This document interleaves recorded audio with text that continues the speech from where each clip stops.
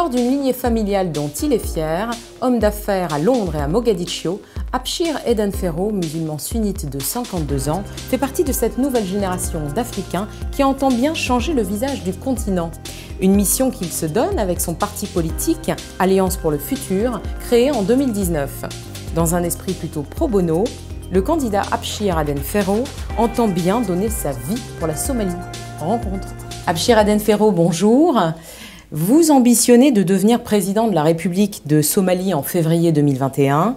Vous avez coécrit un livre, Ma vie pour la Somalie, un livre traduit en anglais, avec Bruno Fanouki, ancien grand reporter au Parisien et expert des questions politiques en Afrique et au Moyen-Orient. Votre ouvrage, paru en juillet dernier aux éditions Africa Press Paris, collection Leader d'Afrique, est préfacé par le sénateur et ancien ministre français Jean-Marie Bockel. Dans ce livre, Ma vie pour la Somalie, vous dites être conscient de figurer sur une liste noire où vous figurez depuis plusieurs années. Abshir Eden Ferro, d'où vous vient ce côté téméraire? Premièrement, merci de me recevoir. Le pays m'a appelé pour de mon devoir de pays. C'est donc l'appel de nation. Mais à titre personnel, vous avez conscience qu'en rentrant dans l'arène politique, vous risquez votre vie? Comme je dis, ma vie pour la Somalie. Donc, my life in Somalia. Donc, j'ai décidé, oui, parce que la mort me suit depuis 30 ans, depuis la guerre civile en Somalie, l'intervention des Américains qui était un échec total. Aujourd'hui, qui a comme 93, j'ai perdu souvent le dernier attentat qui s'est passé à Gobé, qui a eu plusieurs de morts. J'ai perdu ma petite cousine qui avait 19 ans, étudiante en médecine. Étudiante en médecine, que j'ai éduquée, aidée avec mon souhait dur, et qu'on me dise en fin de compte elle est dans un cercueil. En Somalie, règne une insécurité généralisée, des tensions intercommunautaires. La société est devenue très violente. Les Somaliens restés dans leur pays dans les années 90-2000 ont vécu une guerre civile, des crises humanitaires, la famine. La Somalie, c'est l'un des pays les plus pauvres au monde. Avec le parti politique que vous présidez, Alliance pour le futur, vous mentionnez 5 chantiers prioritaires. Est-ce que vous pouvez rapidement développer? Aujourd'hui, la Somalie a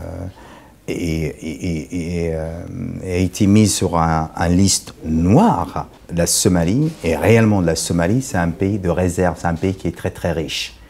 La difficulté qu'il y a aujourd'hui en Somalie, c'est un pays qui est devenu une victime, et mon peuple est devenu victime de notre propre richesse et notre géopolitique, parce qu'aujourd'hui, il faut dire que nous sommes deuxième autoroute maritime globale dans la planète. Nous sommes aujourd'hui deuxième réserve des batailles livestock, comme on dit en anglais, de la planète après l'Australie. Nous sommes aussi aujourd'hui la Somalie, le supermarché du Moyen-Orient, tout qui pousse chez nous. Et nous avons en fait compte une ressources énergiques de soleil, de tourisme, des belles plages. Donc la pauvreté qu'il y a aujourd'hui pour moi, ce sont de mon peuple une difficulté qui est arrivée dans notre pays et dans mon pays par les intérêts des pays internationaux. La situation chaotique du pays a permis à des milices armées de prendre le dessus sur les partis politiques, les plus connus, l'Union des tribunaux islamiques et l'Alliance pour la restauration de la paix et contre le terrorisme. Et finalement, il y a très peu de partis politiques dignes de ce nom connus en Somalie. Non, la seule chose, c'est que les partis aujourd'hui, de partis extrémistes dans le pays, de Al-Shabaab, d'origine de Al-Qaïda, est un des contraintes et une des difficultés que nous avons sur le terrain. Le pays est mal géré aujourd'hui depuis maintenant 30 ans. On a oublié mon peuple, on a oublié la Somalie. On vient nous voir simplement qu'on a besoin de quelque chose dans mon pays. Et la réalité aujourd'hui, comme j'ai dit souvent, le fond de Al-Shabaab et Al-Qaïda, c'est un bactérie qui est venu de l'extérieur de la Somalie. Osama Bin Laden, il s'est retrouvé en Somalie parce qu'il savait très bien que c'est un endroit, c'était une cachette pour lui. Il s'est retranché en Somalie. Voilà, il nous a même laissé des enfants derrière. Comment ça se fait aujourd'hui que le monde et la force occidentale n'arrivaient pas à identifier et protéger la Somalie? Sur le continent et plus particulièrement en Afrique de l'Ouest, des présidents sortants s'accrochent au pouvoir. La constitution actuellement en vigueur en Somalie date de 2007 et le mode de scrutin est indirect. Est-il à votre avis essentiel de la réformer, cette constitution, et notamment de réformer le mode d'élection présidentielle? Bien sûr. C'est pour ça qu'aujourd'hui, j'ai créé cette partie politique, Alliance for Future, Alliance pour le futur, de la Somalie, qui était d'ailleurs, on a été honoré de recevoir notre certification le 1er juillet, jour par jour, 60 ans après l'anniversaire d'indépendance de la Somalie. Donc pour moi, c'est vraiment quelque chose qui m'a touché. Le système tribu, le tribu aujourd'hui, n'importe quel pays qui existe au monde entier, c'est le couleur de dollar. Le pouvoir, c'est le dollar. Non pas telle tribu, telle tribu. En Somalie, ils ont des problèmes. Le problème que nous avons en Somalie aussi, c'est pareil aujourd'hui. Si tu es un Somalien, vous êtes né dans une tribu, cette tribu-là aussi, justement, à la fin de la journée, vous coûte des dépenses énormes parce que dès qu'il y a un problème, le système que le gouvernement aujourd'hui nous propose, c'est un système d'un échec total. Okay. Donc, ce qui se passe, c'est qu'ils ont eu un mandat de 4 ans. Leur mandat était clair. Dès le premier jour, c'est mettre en place one man, one vote, ou one woman, one man, one vote. Mm-hmm. Comment ça marche? L'histoire des tribus, où l'histoire, en fait, compte les députés, le chef de tribu élu un jeune garçon ou fille qui va devenir membre parlementaire. Mais eux, justement, ils achètent le chef de tribu. Donc, le chef de tribu, justement, lui, il ne va pas chercher aujourd'hui qui est l'homme éduqué qui peut apporter quelque chose de qualité dans le pays.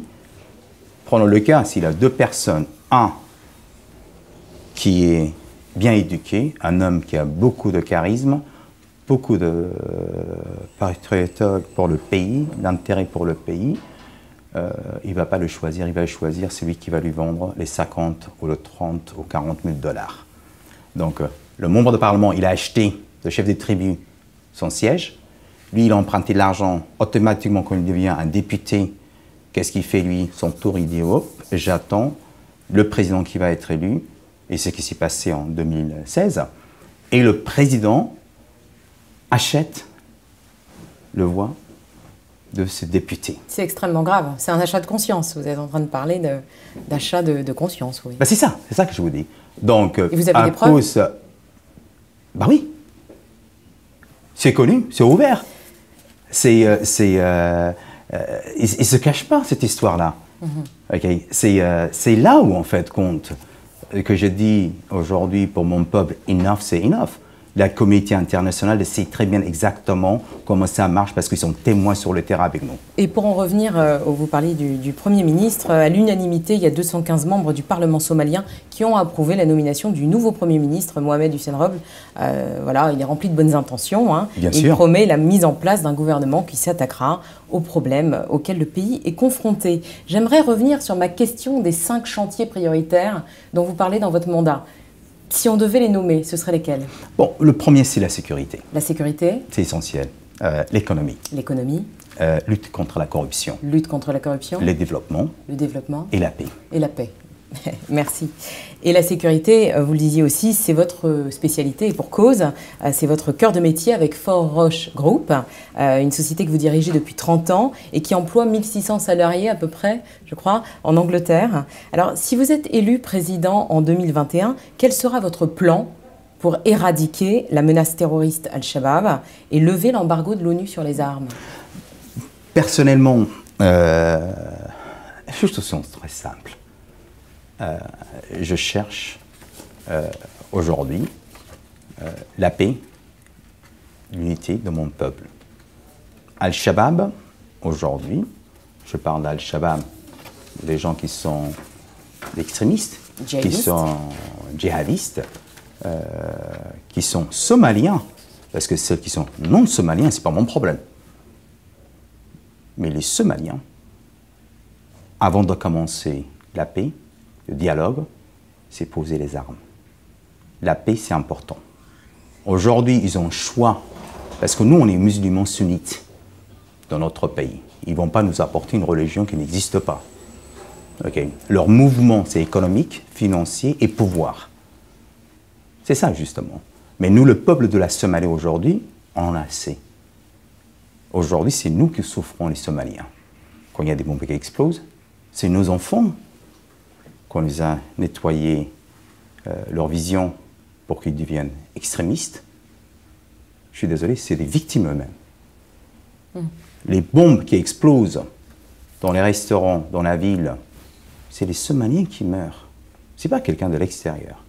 Donc Al-Shabaab doit être conscient de cesser de tuer leur propre peuple, notre peuple. Et les membres d'Al-Shabaab, vous pensez que c'est une minorité ou une majorité de Somaliens qui composent les rangs d'Al-Shabaab? C'est, je dirais, 50-50. Al-Shabaab aujourd'hui, Al-Shabaab gère des régions loin que le gouvernement n'a pas accès. Al-Shabaab aujourd'hui gère dans Mogadiscio. Ils sont devenus les grands entrepreneurs business qui achètent tout le monde. Donc, par exemple, au niveau des impôts, ils récupèrent des impôts au port de Mogadiscio, ils récupèrent des impôts le commercial local, ils récupèrent des impôts sur les routes. Vous parliez de 3 millions de dollars par jour, rien qu'à Mogadiscio. Rien qu'à Mogadiscio. Mais comment est-ce possible dans un état de droit?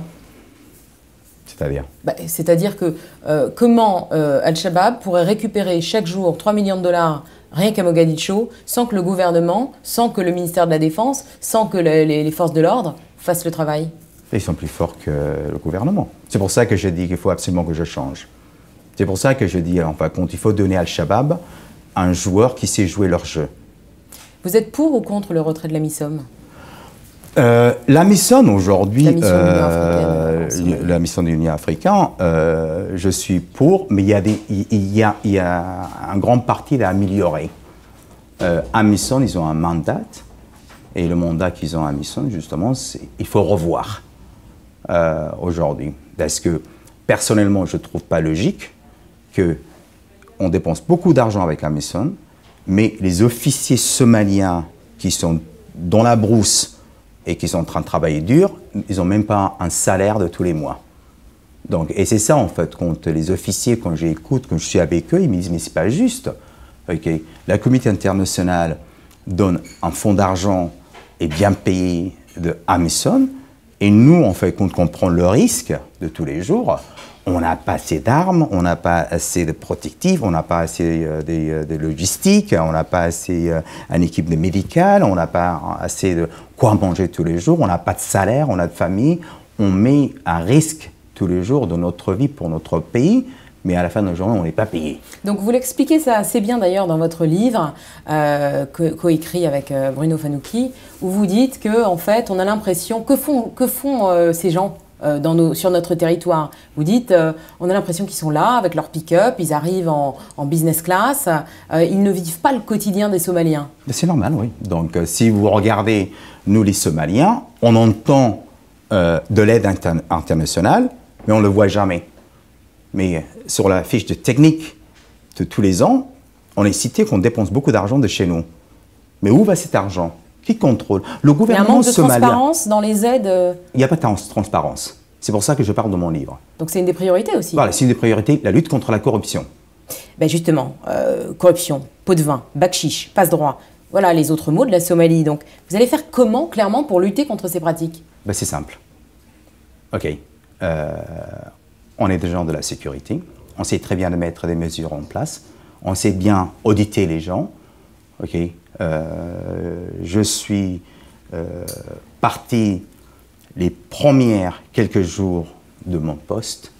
Je dois créer un ministre qui est contre la lutte. Donc vous allez créer, c'est quand même une mesure phare, un ministère pour lutter contre la corruption. C'est ça. Et qui rapporte Composé directement... composé d'anciens des services d'intelligence Composé des gens qui peuvent me donner en fait compte et qui peuvent être utiles dans notre service. Okay. C'est-à-dire que s'il faut le produit, d'aller chercher le produit à l'extérieur, on amènera ce produit-là. Okay. Transparence. Okay.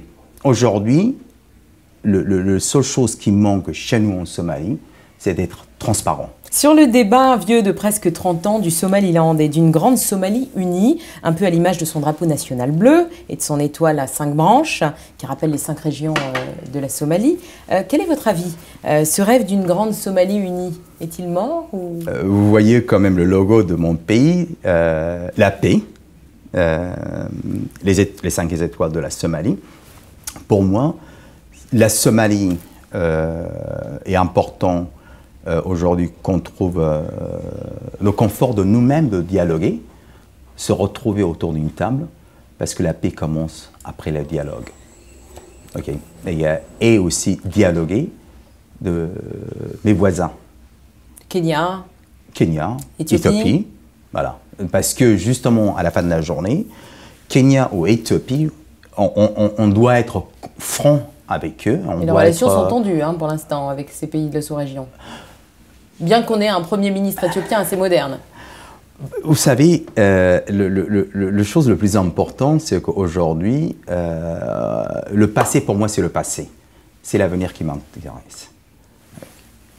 Et pour changer la donne, pour cette stabilité et sécurité de la Corne de l'Afrique, avec ces pays donc, de la sous-région, Kenya, Éthiopie, comment comptez-vous vous y prendre pour améliorer les relations bilatérales? La division, c'est quelque chose qui n'existe pas chez moi. Okay. Comme on dit en anglais, together strong, divided weak. On est fort quand on est ensemble, sinon on est faible. Les Éthiopiens, aujourd'hui, ils ont des produits à exporter à l'étranger, justement, mais ils n'ont pas accès vers la mer. J'ai accès vers la mer. Donc, ils ont besoin de nous économiquement. On a besoin d'eux aussi, aujourd'hui. Partout en Afrique, on assiste à l'offensive de la Russie et de la Turquie, qui gagnent du terrain sur les domaines de la défense et de la sécurité. Vous qui rappelez sans cesse que vous êtes, enfin je ne sais pas si vous le rappelez sans cesse, mais vous l'avez parfois rappelé, que vous êtes français. Vous n'êtes pas sans ignorer que la France est bien plus présente à Djibouti qu'en Somalie, sinon à travers les aides de l'Union européenne qui visent à sécuriser les routes maritimes dont vous parliez, quoique les navires de guerre, on le sait, du monde entier patrouillent en grand nombre dans ces eaux-là. Comment comptez-vous faire pour que la Somalie devienne un enjeu stratégique pour la France? La France, c'est vrai que ce n'est pas la faute de la France, parce que la France n'a pas eu d'histoire avec la Somalie. Donc nous, la Somalie, nous sommes une colonie italienne-anglaise. Donc c'est à eux de savoir s'ils veulent élargir leur savoir et leur économie ou pas. Les produits toxiques qui ont été jetés dans l'eau de la Somalie, aujourd'hui 40% de la pêche de thon de la Somalie vient en France. Okay. 60% le thon d'eau de la Somalie va en Espagne. Alors, est-ce qu'aujourd'hui, en mettant tous ces toxiques produits chimiques, est-ce que ça apporte des maladies aussi vers l'Europe? Donc, il y a une réelle question à se poser. Mais je suis fier pour moi d'être un Français, je suis fier d'être un Somalien et je suis un enfant de la Somalie aussi. Pour autant, vous ne fermez pas les portes aux autres forces internationales? Ah non, absolument pas. Et pour finir, une question sur le droit des femmes. Proscrite par le droit international, l'excision reste légale en Somalie. Le Fonds des Nations Unies pour la population, FNUAP, estime que 290 000 filles ont subi une forme de mutilation sexuelle en 2020, alors que la tendance est en baisse en Afrique où de nombreux pays, comme le Soudan, ont interdit cette pratique. La crise du Covid-19 sape les efforts visant à mettre fin aux mutilations génitales féminines en Somalie.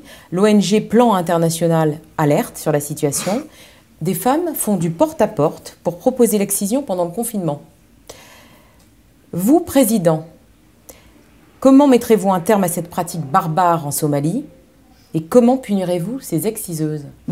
Le problème qu'il y a ici, il faut que vous mettez ça dans votre tête. Ça fait 30 ans qu'on a été en guerre. On a été oubliés. On a des morts, on a des cadavres, on a des extrémistes. Les extrémistes qui sont là. On a la pauvreté, on a des microbes aujourd'hui qui tuent les gens. Oui, il y a des choses à améliorer. Ah, oui, il y a du travail. C'est une pratique barbare et ça touche 98% des fillettes du pays. Donc c'est une route droit vers le cercueil. La seule chose qui a... Moi, j'ai 2 filles. Donc, je n'ai pas choisi de ce chemin pour mes enfants. Okay? Je suis très clair. Ma mère, elle a été circoncisée, mais d'une façon grave. Oui. Et je vois le douleur de ma mère. Donc, le douleur de ma mère, c'est moi. C'est moi qui l'amène ma mère à l'hôpital. Mais justement, comme vous l'avez vu dans mon livre... ma question, c'est celle-ci. Qu'est-ce que vous comptez faire, vous, demain, président? Qu'allez-vous faire pour que ça cesse? C'est un fin de ce sujet. Pour moi, c'est clair. L'être humain... Vous allez les mettre en prison? Non. Je laisserai la justice gérer. Et aujourd'hui, comme je vous dis, ça m'a touché cette histoire, parce que je sais très bien que la souffrance que ma mère, mes tantes ont vécue. Donc, ce n'est pas une histoire qu'on me raconte, c'est une histoire que je vis personnellement. Oui, vous l'avez vécu de l'intérieur. Exactement. On ne me raconte pas l'Al-Qaïda et la mort, j'enterre pendant 30 ans de ma famille. Okay. Donc, je suis fier de mon peuple. Et c'est pour ça qu'enfin, quand j'ai décidé de risquer ma vie et donner ma vie, et j'ai appelé ma vie pour la Somalie, parce qu'il le mérite. Alors, Abshir, votre prénom signifie dans votre langue « bonne nouvelle ». C'est bien ça. Donc j'espère que votre nom vous portera chance pour accéder à la magistrature suprême. Et c'est donc la fin de l'interview. 54 États vous remercie. On dirait Inch'Allah, merci bien. Et vous, chers internautes qui nous suivez, on se retrouve sur votre média en ligne 54états.fr. Merci.